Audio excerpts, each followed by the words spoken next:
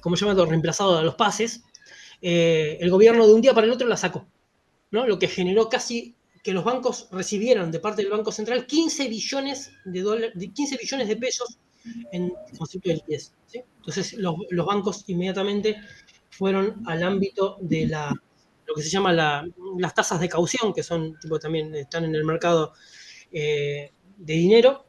Bueno, y lo que hizo desplomar las tasas, fue un desastre. Esto es el esquema de futuros que estuvieron desarrollando en estos primeros meses, ¿sí? Donde intervenían en la mitad de la banda, es decir, acá, ¿sí? En el medio de la banda intervenían, lo cual impedía que el dólar bajara demasiado o subiera demasiado, ¿sí? Bueno, eso se rompió con el... Porque claro, rompieron el juguete, ¿no? Usarlo todos los días para intervenir, como se ve acá. Eh, claro, rompió el juguete, ¿no? De repente ya no podías usarlo más. Lo cual hizo unas cuestiones eh, horribles relacionadas eh, al valor al valor de esos futuros, ¿no? Eso se desplomó absolutamente en el mercado. Eh, Esto es básicamente bueno, al principio de año el gobierno dijo que iba eh, a poner de nuevo las retenciones, o sea, en determinado momento del año iban a volver a poner las retenciones. Entonces, todas las ventas, digamos, de las declaraciones juradas por ventas al exterior se concentraron básicamente en la cuarta semana de junio, un poco antes de que liberaran de que pusieran las retenciones de nuevo sobre algunos de las commodities. Bueno, este es el mismo gráfico, pero con el... Y esto es básicamente la compra de divisas y sus factores de explicación, ¿no? Los ingresos, pero fundamentalmente los egresos, economía no agro, es decir, todos los las salidas de divisas, ¿sí? Que ya, ¿cómo se llama esto? Ascienden a casi 6.000 millones de dólares, lo cual genera una enorme presión sobre el tipo de cambio y lo obliga al gobierno a hacer estas intervenciones brutas de futuros de corto plazo. Otra cuestión que hay que discutir, además, es el nivel de apreciación cambiaria. Una de las razones por la cual el Fondo Monetario obligó al gobierno a generar este tipo de bandas es que había un nivel de apreciación cambiaria que el mismo gobierno negaba. O sea, decía, no existe esto como no existe tal cosa como la apreciación cambiaria. Por una cuestión que tiene que ver con la teoría económica, que tiene que ver con el costo de oportunidad de los bienes transables versus los no transables. Como que lo que decía el presidente es que es economista, lamentablemente, entonces genera estas cosas de que, no sé, de estas falopeadas bárbaras que tiene, que es que el nivel de equilibrio no se puede determinar en el mercado de cambio. Tiene razón, y bueno, un poquito. ¿Sí? Sin embargo, los economistas nos damos cuenta cuando es así. Nos damos cuenta porque tenemos un nivel de precios el cual permite que se ajuste la balanza comercial, la balanza de pagos, y, y que si vos tenés una constante salida de divisas, no te puedes capitalizar para siempre. Es decir, no vas a tener un ingreso extraordinario cada vez que hay este flujo negativo de salida de dólares. Entonces, lo que pasa es que el tipo de cambio real multilateral se está aproximando a lo que era el 1 a 1, digamos, ¿no? Entonces, o sea que se está perdiendo la competitividad paulatinamente. Este era el nivel en marzo del 2025, cuando el FMI decía que, lo dice en el staff report, cuando firmaron el acuerdo, del orden del 40%. O sea, había un 40% de atraso cambiario en marzo de 2025. Otra cuestión relacionada al nivel de solvencia del Estado es el nivel de riesgo país. Es decir, se vanagloriaban, incluso este señor Arriazu que yo les mencionaba antes, de que iba a colapsar el riesgo país. Sin embargo, está aproximándose a los 700 puntos básicos, lo cual genera un nivel de insostenibilidad de la deuda pública y la incapacidad del gobierno de acceder al mercado de capitales para financiar el déficit de cuenta corriente. Bueno, esto es un informe de la CEPAL que salió creo que la semana pasada, que muestra las variaciones de inversión extranjera directa recibidas entre 2023 y 2024, cuando se puede ver que Argentina se redujo casi un 50% el nivel de inversión extranjera directa, a pesar de todos los cambios supuestamente estructurales que realizó el gobierno en el año 2024. Por ejemplo, el RIGI, la ley base, el DNU 70, yo qué sé, los cambios en la ley de contrato de trabajo, todo ese tipo de cosas, aún así no produjeron que entraran capitales. ¿Sí? O sea, todos estos cambios supuestamente extraordinarios que iban a hacer que volvamos a ser esa potencia que fuimos en el 2000, en el principio del siglo XX, no sucedieron. Por último, voy a hablar muy brevemente de las instituciones libertarias, es decir, esos supuestos éxitos extraordinarios que tiene el gobierno, pero particularmente del Ministerio de Regulación, ¿no? De Sturzenegger. No sé si quieren decir algo de antes, pero como quieran. Me estaba apurando.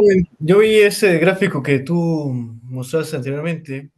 El problema de la inversión extranjera es de que en Argentina entró muy fuerte de golpe y luego se fue antes de terminar el año, ¿no? Sí, Es total. decir, Total. tienes una forma de triángulo, ¿no? Ingresas más o menos hasta julio, ¿no? Y Sí, luego empieza a caer, y parece que se llevaron más, yo creo que es capital especulativo, se llevan más de lo que entraron. sí, sí, sí, total. Entonces, Bueno, eso se puede ver en el nivel de caída de reservas que se produjo desde mitad del segundo semestre. claro, ¿no? Entonces, yo diría de que básicamente, ¿no? Yo había preparado unos gráficos, los había comentado incluso en Facebook.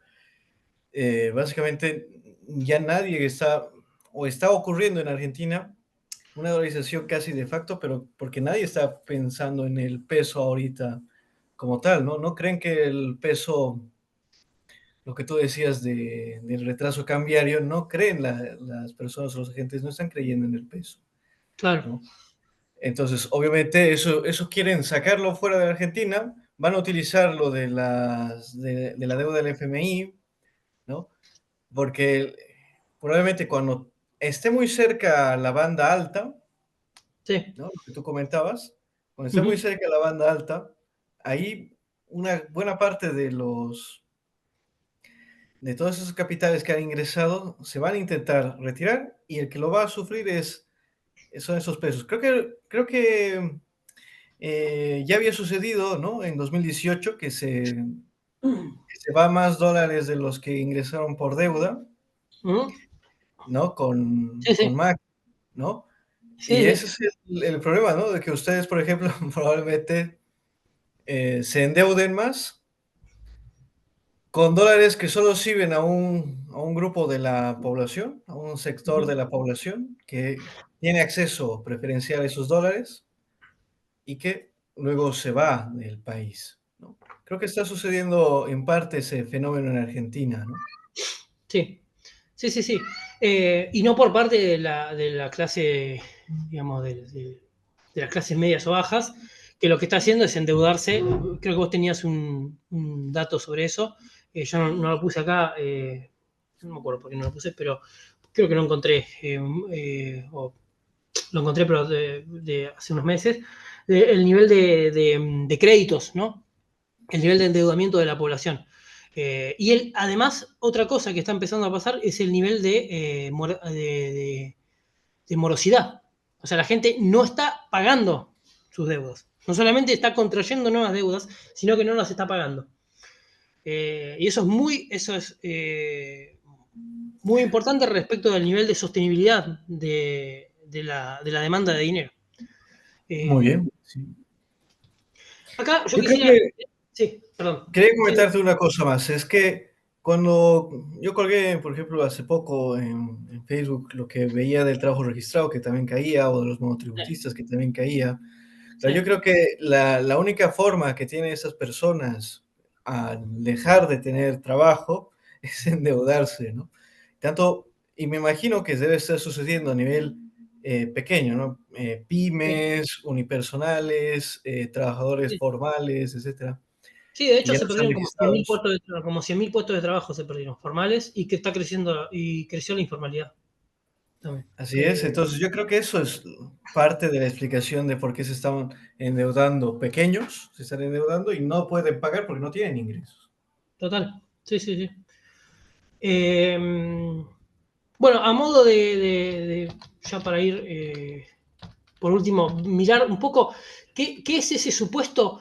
eh, bueno, este gobierno se vanagloria de haber echado los ñoquis y no sé qué cosa, ¿no? Y sin embargo, la mayor parte de los organismos y programas que se eliminaron o se desregularon solamente representaban un 2,9% del gasto.